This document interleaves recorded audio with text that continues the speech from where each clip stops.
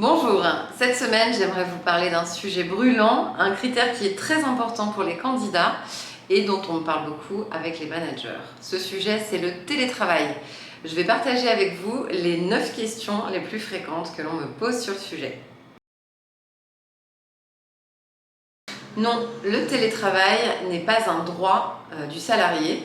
Un salarié ne peut donc pas imposer à son employeur un jour ou plusieurs jours de télétravail. A contrario, une entreprise ne peut pas forcer un salarié à télétravailler, sauf si cette modalité de travail a été incluse déjà dans son contrat de travail initial ou s'il y a eu un avenant qui a été signé. En revanche, si dès le début, le salarié a signé un contrat dans lequel aucun jour de télétravail n'était prévu, l'entreprise ne pourra pas l'imposer. Non plus, le télétravail n'est pas une obligation pour les entreprises. En revanche, aujourd'hui, c'est très largement répandu. Dans ces cas-là, quand le télétravail existe, il est obligatoire qu'il s'inscrive dans le cadre d'un accord collectif ou d'une charte du télétravail. En termes de moyenne aujourd'hui, en 2023, nous sommes aux alentours de 2 jours de télétravail par semaine pour les métiers du marketing digital et de l'e-commerce, et c'est également ma recommandation. Toutes les entreprises qui le pratiquent, je vous invite vraiment à mettre en place un document écrit qui va vraiment expliquer les modalités du télétravail. La flexibilité par rapport à celui-ci, est-ce que c'est des jours que vous imposez ou que vous laissez au libre choix des salariés dans la semaine? Quels sont les horaires et quelles vont être les modalités d'échange pendant que le salarié sera en télétravail depuis chez lui ou d'un coworking ou d'ailleurs? Oui, bien sûr, il est possible de demander à ses collaborateurs de pointer officiellement quand ils sont en journée ou demi-journée de télétravail. Il y a plusieurs outils online qui permettent de le faire. Bon, moi très honnêtement, c'est pas forcément ma recommandation parce que je pense que le télétravail, il se base aussi sur de la confiance et plus un travail sur la mission plutôt qu'au temps de présence. Après, je peux comprendre que les entreprises aient quand même besoin de savoir si les gens sont connectés à des heures qui sont quand même corrélées à celles des heures de bureau classiques qu'elles peuvent avoir avec leur équipe.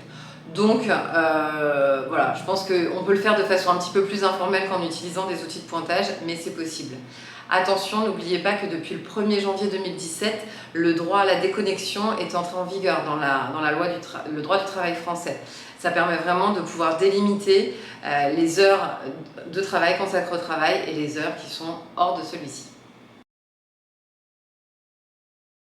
Oui, les tickets restaurants doivent être maintenus. Pourquoi? Tout simplement parce que le salarié aura toujours besoin de déjeuner ou de dîner dans des cas un petit peu plus rares dans nos métiers, mais il est important de les maintenir.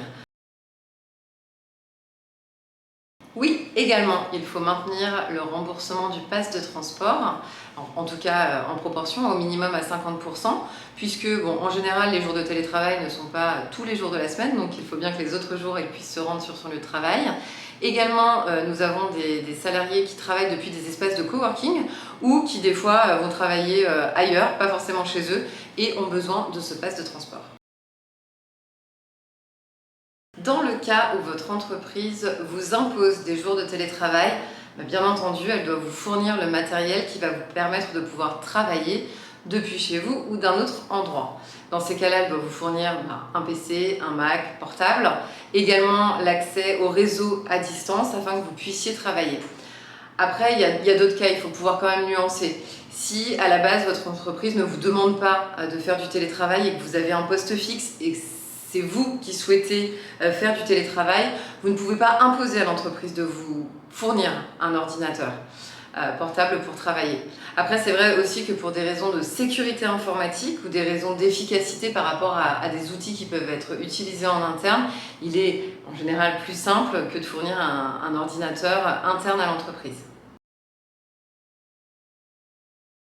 Oui, les forfaits et les fournitures peuvent être en partie remboursés par l'entreprise. Dans ces cas-là, on va calculer en fait un prorata du temps qui est passé entre l'entreprise et son domicile. Et par exemple, s'il y a un abonnement Internet à la maison, à la fibre optique, on pourra dire que 20% de cet abonnement est dédié au temps de travail et rembourser cela. Bien entendu, c'est sur présentation de facture, souvent en début d'année, et puis après on mensualise ses frais. Oui et non.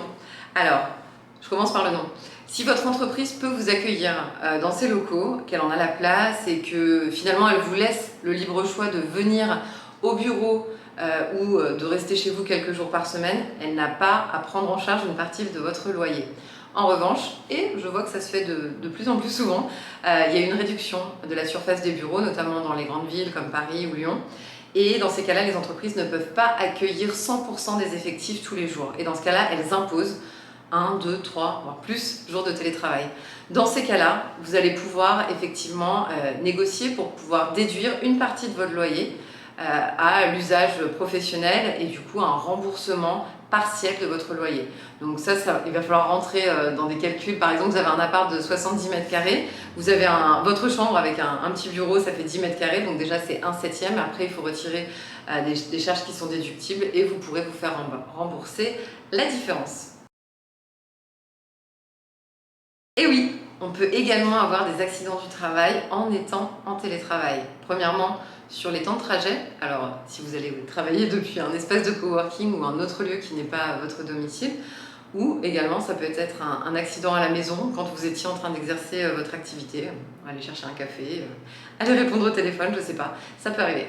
Voilà, nous avons répondu aux principales questions qui nous sont posées sur le sujet du télétravail. Je pense qu'il est vraiment important de garder en tête la philosophie du télétravail qui a pour vocation à faire gagner du temps aux collaborateurs et du coup de l'efficacité, également de la concentration puisqu'on est moins dérangé que quand on est dans son espace de travail habituel en entreprise. Bien sûr, il est possible de négocier des primes de télétravail et ça devient de plus en plus courant. Il n'y a même pas besoin de les négocier, elles sont incluses dans les packages des contrats initiaux.